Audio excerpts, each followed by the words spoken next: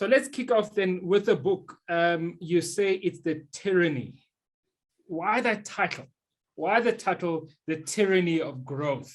Let's kick off there, because this will give us a better insight as to what you mean by challenging the assumptions.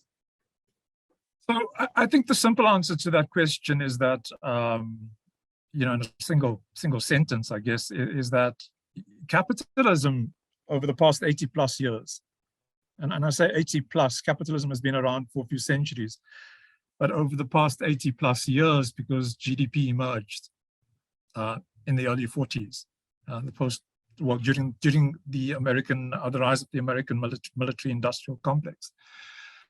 And ever since, it has been systematically and ideologically disarticulated from its social and environmental consequences in a way that has made poverty, rising poverty, rising inequality, rising concentrations of wealth, rising social contestation within countries and between developing countries and the West seem almost palatable, I wanted to almost tease this out, and I guess in a sense, the book is foregrounded by the past 2 years of the COVID pandemic, and what the pandemic did really was bring some of the more egregious manifestations of capitalism, or of the growth doctrine, if you like, quite literally into our living rooms. There was rising anxiety about job losses, about the loss of livelihoods, in particular among poor communities, among the rising precariat within these poor communities, not just in Africa, but around the world. And some of the kind of inane debates that began to emerge around lives and livelihoods, and yet the debate itself, I felt, was socially, morally, and economically debased when one considers that the debate wouldn't have occurred in the first place had growth worked in the interests of society, broadly speaking. So tyranny is a strong word, and it's a word I use deliberately because it doesn't just involve war, military combat, but it involves the loss of lives and livelihoods on a daily basis as a direct result of the growth doctrine, the kind of silent genocide. The first, was based on my assumption that poverty and capitalism is not a contradiction, but the norm, and that nothing in the prevailing neoclassical growth paradigm makes poverty alleviation, or an acceptable level of poverty alleviation, and an equitable distribution technically possible, and that the primary goal of capital, no matter what people say, no matter what capital says, is to maximize profit, not create employment or social welfare. I was simply trying to simplify whether your proposition is that the world is poorer today than before GDP as a mechanism was settled upon as a way for us to measure wealth and growth of a society. And I'm not sure whether in fact, I'm not convinced that you've answered that question, but maybe we'll have an opportunity to do so. No, it's, I was trying to get to that in what I was saying. Basically, look, Simon Kuznets, an economist in the 30s and 40s in the United States, who has been credited with having come up with the concept of gross domestic product as both a measure and goal of economic activity, came up with something called, it became known as Kuznets Curve. Now, what he argued was that as economies grow, okay, as wealth in economies grow, poverty and inequality would flatten. Now, the opposite has happened. So to answer your question, I challenge Kuznets Curve, and I argue that it's actually the end of Kuznets Curve, and that what has happened with time, over time, is that there's been more wealth across the world, and alongside that, there's been greater poverty. So you, in a sense, yes, you're right. That's been the net effect over the past 8 decades. There are many, whether it's in the business schools or in the environmental spaces, scientists that are talking about a new form of capitalism, a capitalism that is more engaged, a capitalism that is more community-oriented. Are you saying that it's still at the end capitalism, and therefore, in and of itself, it's contradictory to talk about this new capitalism, which seeks to address the kinds of externalities that you're saying are not captured in the traditional GDP equation? I don't see a new capitalism. That's the thing. So I'm not sure, what lens the folk you're mentioning are looking at the reality through. I know that certain multilateral institutions and multinational national institutions like the World Economic Forum have been going on about this. They've been talking about a kind of inflection point that makes a more humane capitalism possible. I mean, the WEF is now talking about humanizing GDP by tinkering with the metric. Okay, and that's all fine and well. But instead of a new capitalism, I see a drift toward authoritarian capitalism, the merger of big corporate power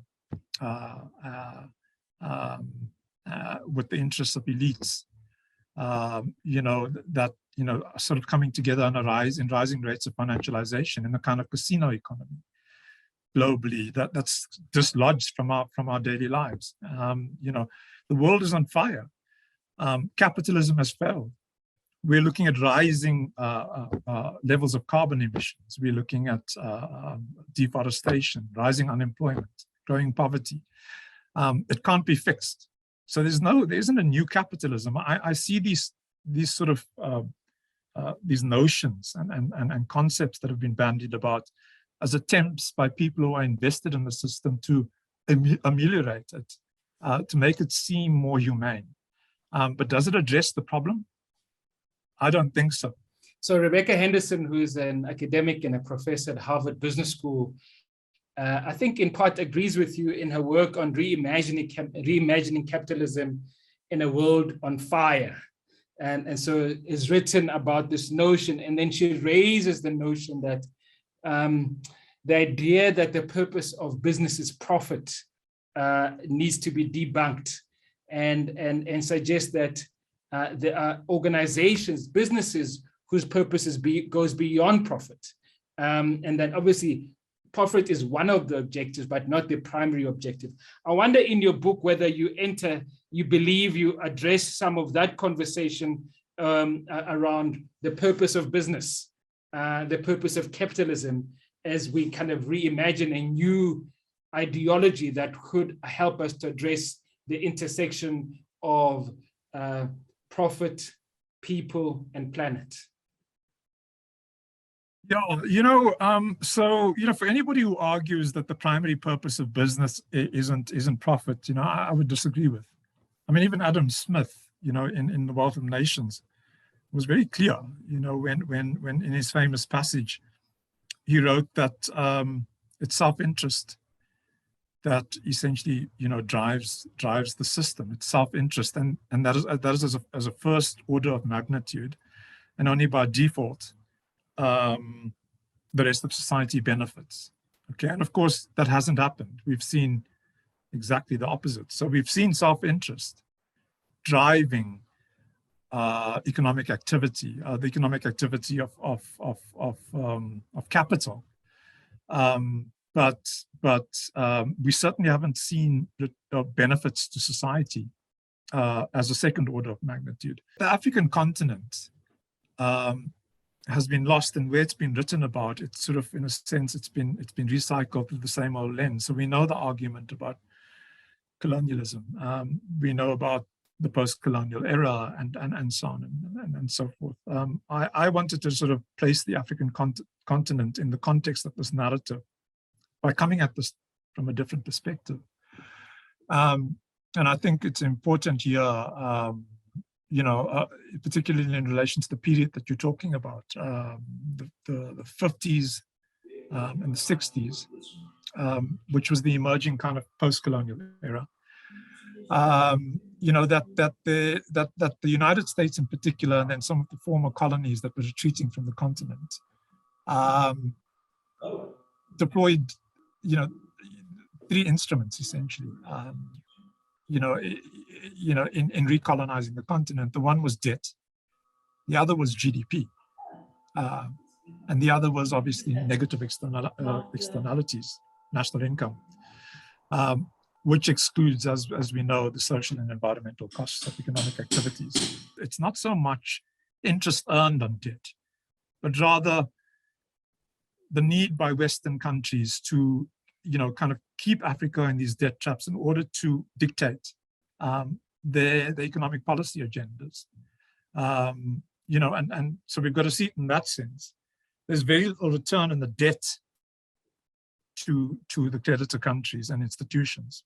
The greater return is on what multinational companies actually get out of these economies through their neoliberal policies, And I think people should understand, that it was as brutal as war. I mean, in the 60s, Nigeria was the first test case, and what happened there was, with the retreats of the British colony, America entered through its multinational corporations, and essentially what these corporations did was they approached the central bank, the new central bank of Nigeria, of the newly liberated Nigeria, and essentially said, look, we'll purchase your currency through a discount window, which the central banks agreed to.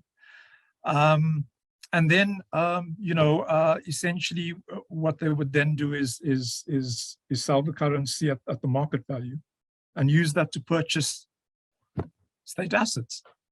So it was really a smash and grab, And I don't think there's a single African country that has come out of that legacy.